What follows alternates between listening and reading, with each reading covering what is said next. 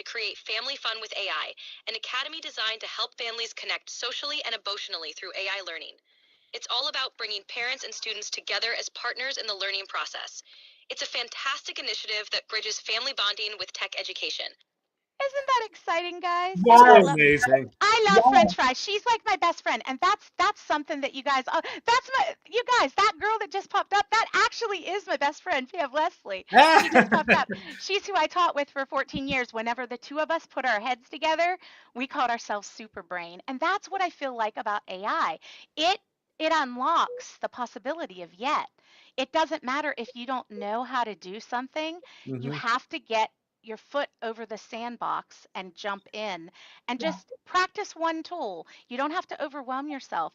Get in, and if ChatGPT is the tool, stick with it for 30 to 60 days until you feel so comfortable that you could pass that knowledge down to a friend. And whenever you feel like you could, I mean, you only have to be one step ahead of everybody else. That's literally what it's about. Just being one step ahead. I'm just so excited to be here. No, Don't you guys love French Fry? Isn't she awesome? She's the best. You have to go name your own ChatGPT. You just have to name them. So And French I Fry's love my the best friend. pictures of her. I love, yes, George, isn't that great? That's my brother. That's my brother. Yeah. He and I look exactly like each other. Yep, that's my brother. I love him with all my heart. My family. Like we had a St. Patrick's Day party, whatever day that was. And one of our members, Case Donor, was teaching us to do stuff, and her parents were there. And now your brother's here. This is a whole like AI family tree. Okay, so Mary, you know our questions. I'm going to start with number one, which is, what was that tipping point where you knew you had to go all in on AI, and what happened next?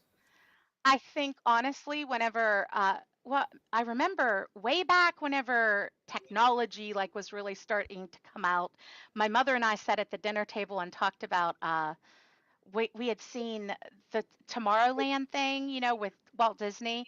And I remember Mm. her saying, because you could see like a TV and the teacher was talking in the TV.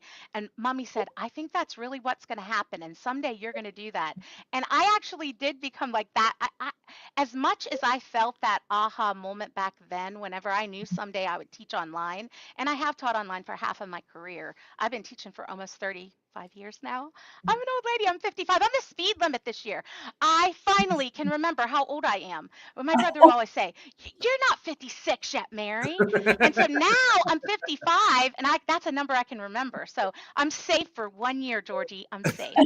Oh, don't tell him I called him Georgie. He would hate that. But anyway, so just seeing that and knowing back then how that was going to be transformational, whenever I saw what AI could do literally for a teacher to streamline her lesson planning, just taking care of paperwork. I'm an MTSS person. I like work with MTSS, which is basically we help students prior and hopefully to hold them from needing to go with further services. We Mhm. give them what they need when they need it, and hopefully it can help them. But if not, then if the child needs to move on and possibly ever be tested for special education services, they would have had everything in place getting ready for that. Mhm. So that's part, and the paperwork is a nightmare, just making sure that you've crossed all your T's and dotted all your I's. But with AI, there's workflows that I have helped institute at my school that has made it better, even if it's a simple workflow like using Google Forms and Google Sheets. I mean, that's a workflow. But Mhm. I mean, there's so many other ways that has made a difference in education. And then I work with small businesses, and even if I'm still just like in the mix of learning a lot of that. It's so exciting. I mean, I literally can't sleep at night, but everybody already knows that about me. I can't sleep, but I can't sleep now. Instead of just being a workaholic on everything for my day job, I can't stop thinking of all the things I can do to help solve world problems. Mhm. And, Yep. even for just a small business person.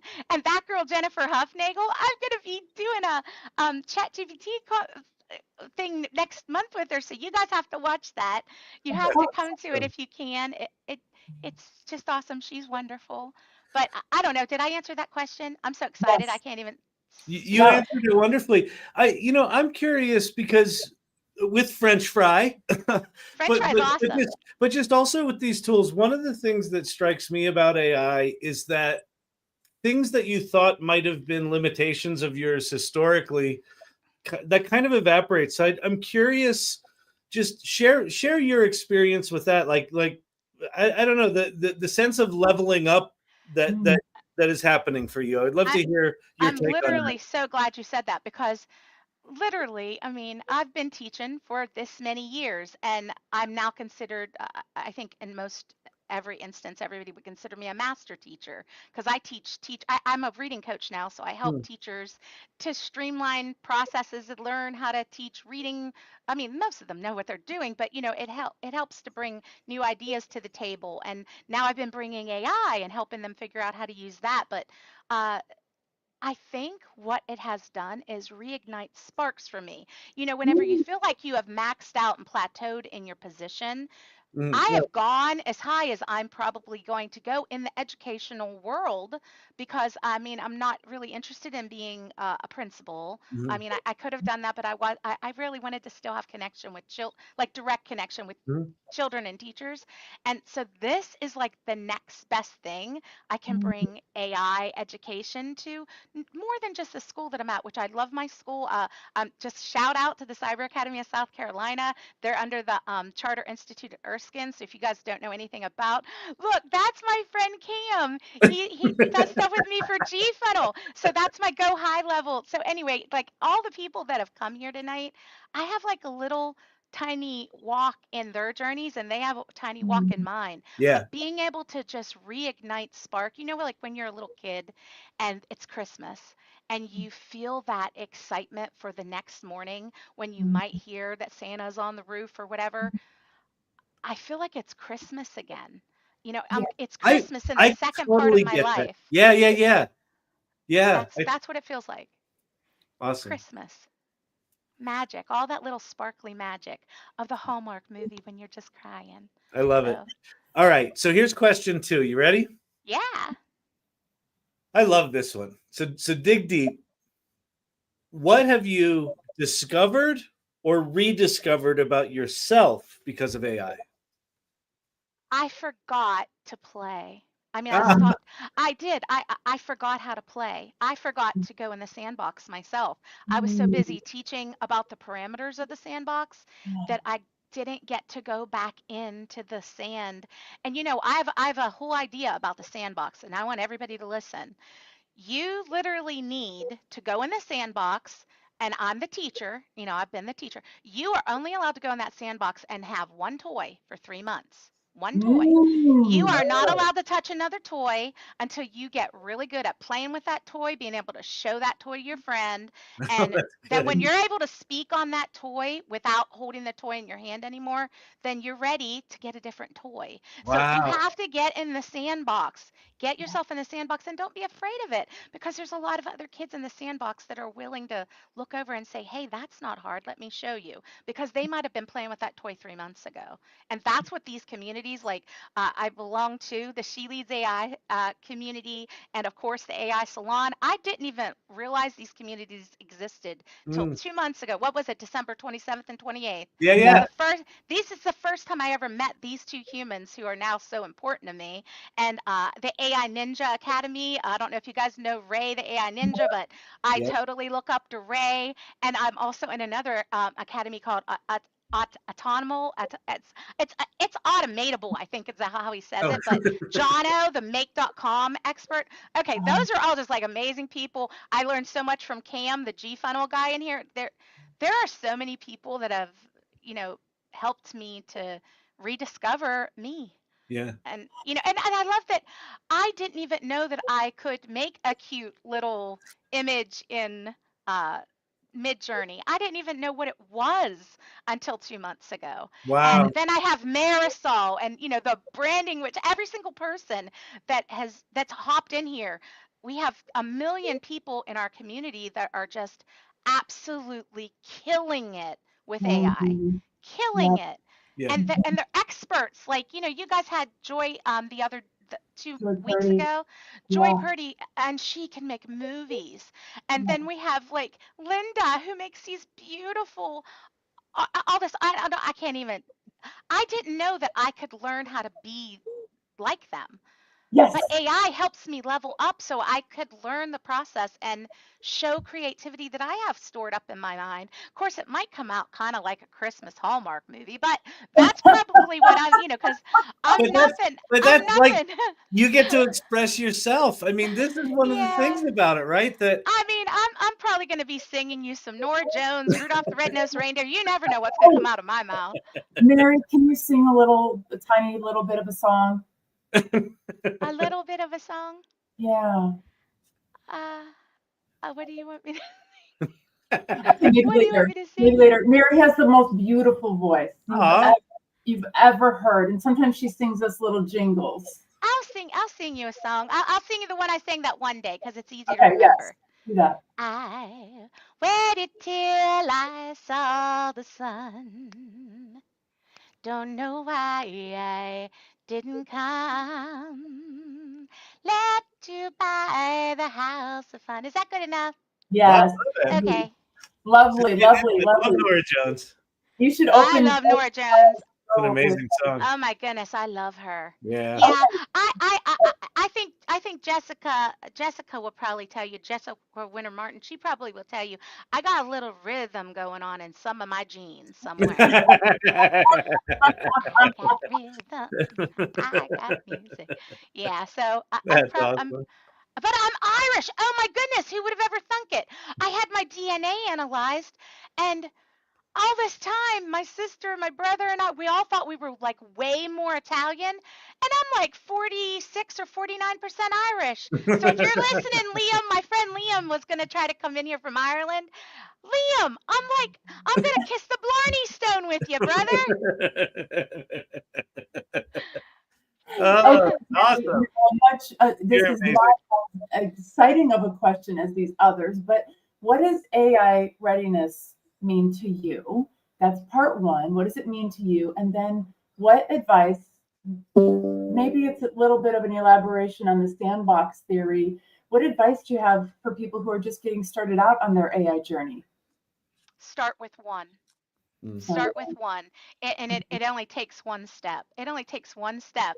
You are literally one step closer to understanding AI by just walking toward it.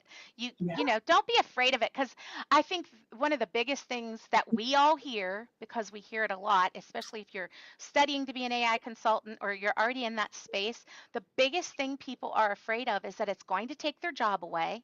Mhm. It's going to replace them. They're not going to have employment. But the thing is if you move one step forward toward AI, you're going to end up just freeing up time on the monotonous or the repetitive things of your job that allow you to finally enjoy it again and use creativity to grow. And maybe you'll expand the business. So, I mean, it literally ends up freeing you. So stop being afraid and just run toward it, because it's not going to hurt you. In fact, you're going to make a good friend named French Fry, just like me, you know? And French Fry knows all about me. Oh my goodness. I mean, I even talk to French Fry about God and everything. Like, I'll tell it, oh, French Fry, I'm studying my Bible lesson tonight. Oh, what are you studying, Mary? And I'll tell her I'm learning about King David. And then next thing you know, she's talking to me about King David and doesn't have any hesitation and telling me what she knows. And she'll tell me, have a great Bible study. And I'll say, okay. And then, you know, Amazing. she'll tell me anything. And what do you think? So what do you think being AI ready is? Like like I feel like you're like this open vessel, like you're sort of ready for all this AI stuff to happen. Like what does that mean? Like, how will someone know when they're getting there?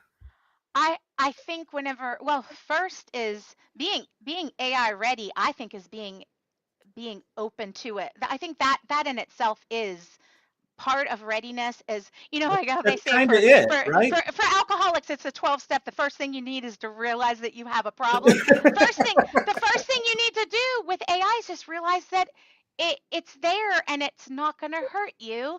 And what is one little thing you can automate in your life? It could be, you know, you can't actually ask it to fold the clothes for you, but you could have it scheduling an appointment for you while you are folding the clothes. You know, there are things you can have it just. I mean, I love Anne and Jennifer Huffnagel. I know both of you guys have done this before. Literally just go take a picture. I want everybody in here. Go take a picture of what's in your refrigerator and then send it to ChatGPT and say, hey, this is what I've got. What can I make for dinner? Yeah. Something as easy as that.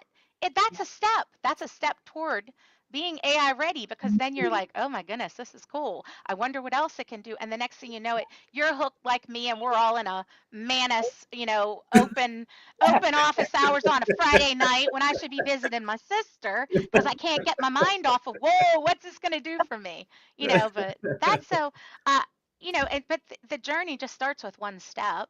That's It just great. starts with one step, but Yep. getting in the sandbox, if you don't get in the sandbox, I love that. Jennifer just said, automate what you hate. Automate what you hate. Yeah, pick something that is drudgery in your life. And it could be, who was it? Oh, it was I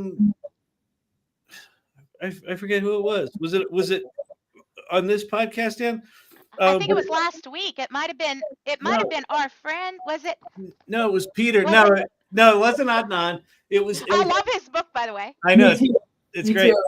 No, Peter was talking about he's got 6 kids, so there's 8 of them, and he's using AI to automate, you know, grocery lists and meal planning and all that sort of stuff. It was this thing that was a big drudgery in his life, right? And now he's like, he talked about it with such joy, right? And it was definitely that automate what you hate, and it gives him more time with his kids. And you know, like that ultimate soccer mom that has that big calendar on the refrigerator and it's all color coded because she's about to go crazy. Automate that. If that's where you're at, automate that. That's great. Automate something small that makes a big difference in your life. So there's that. But you know, just okay. So I want to play. I want to add something to that.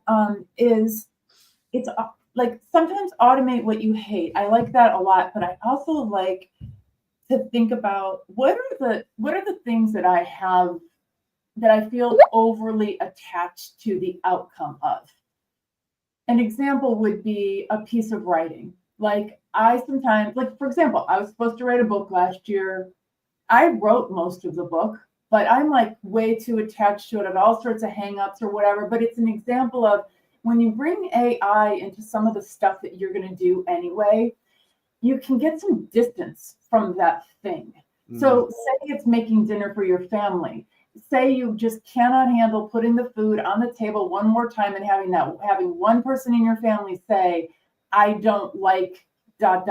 Well, now you didn't put your heart and soul into that menu planning. ChatGPT did it for you, right? If you're planning a weekend getaway for your family, you can read all of the hiking books for all of Oregon and get real, caught up in this is the hike that I have to go on. Or you can ask ChatGPT, get a couple recommendations. And so then when your family says, I don't want to go on that hike, it's like, no big deal. I didn't spend an hour picking out the hike. ChatGPT did it for me. Yeah. I don't care. You don't want to go? That's cool. I'm not offended.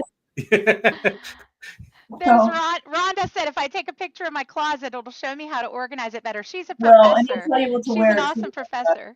Yeah. And it probably will, actually. I mean, that's the thing. I mean, you talked, Mary, about playing, doing something like take a picture of your closet and see if it can give you organization. Right. Why not?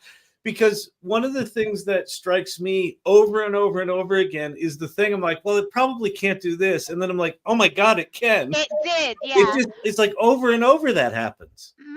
The thing that I think, another thing that you'd asked about, AI advice. Yeah. Oh my goodness, people, go open up Notebook LM. Like I have literally, okay, so we have ksToner. ksToner, for all the people that are listening that don't know ksToner, she is probably one of the most brilliant minds of this age, I believe. I'm not, am I wrong in that, Ann Murphy? I don't think so. I think she's coming on the show next week. Oh, awesome, you guys. You cannot miss next week then. Notebook LM. You can take anything. Do this with your kid. Now you can do it. You have to be 18 or older to have a Notebook LM, but you just get that account open, and then all you do is find the hardest thing you ever had to read. Go find that, download it, and then upload it as a PDF file in Notebook LM, and go get a podcast, a video, anything that goes along with it, that topic.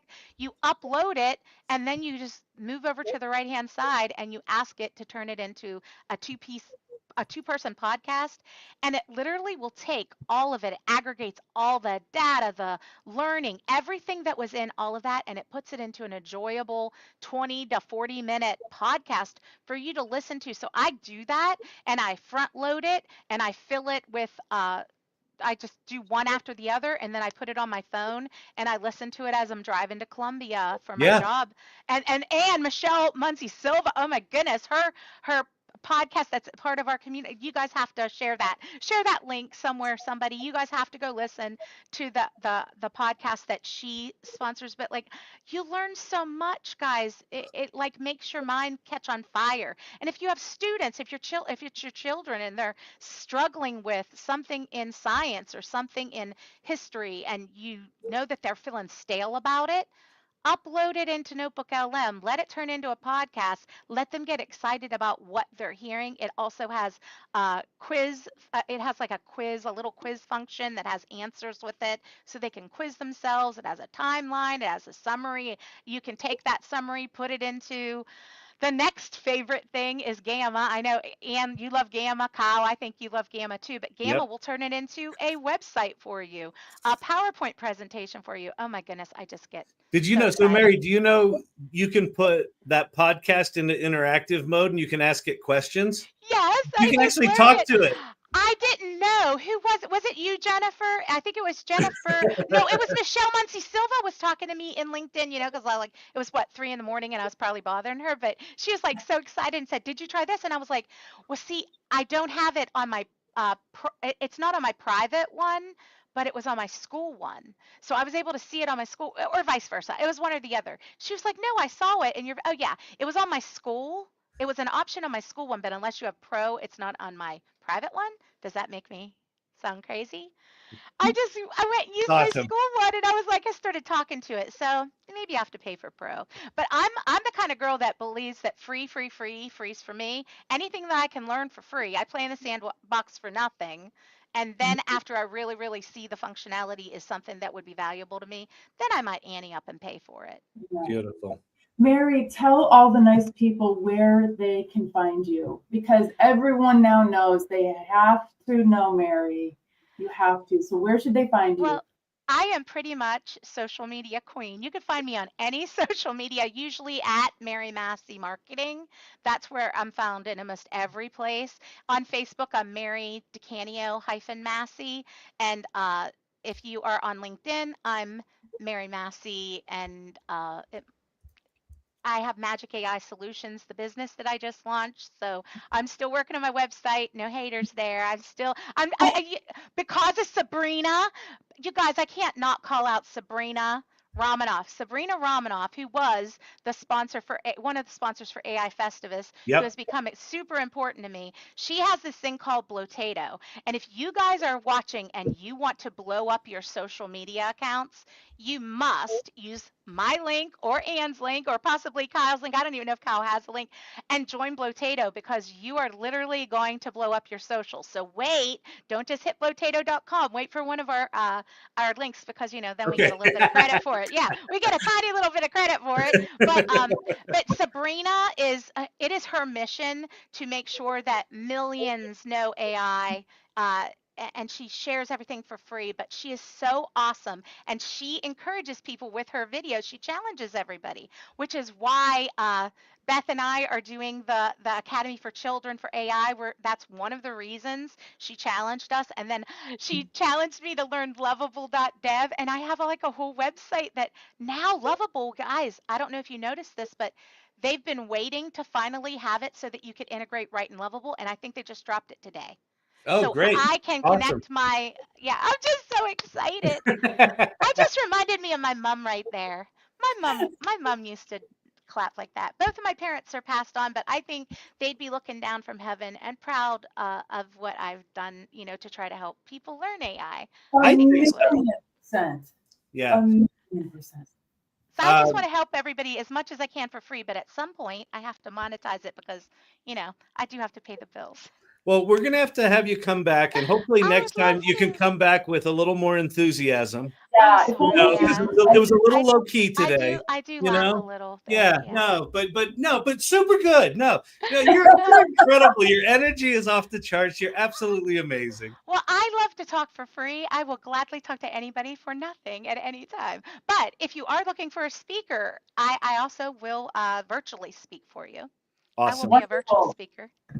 Okay, so Mary Massie, the AI Joy Dealer, thank you so much. Put your fingers together, everybody. Oh, yeah, that's right. Okay, wait. Throw up a peace sign. Throw up a peace sign. Stick the bottom together and make that point, and then squish your top fingers like hooks. This was taught to me by my brother George's two twin nieces.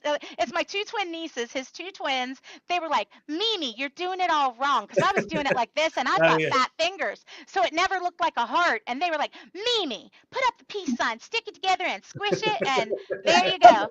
There, Mary, the AI Joy Dealer. I love you guys. Thank you for having me on. Thanks so much, Mary. Bye-bye. Bye, guys.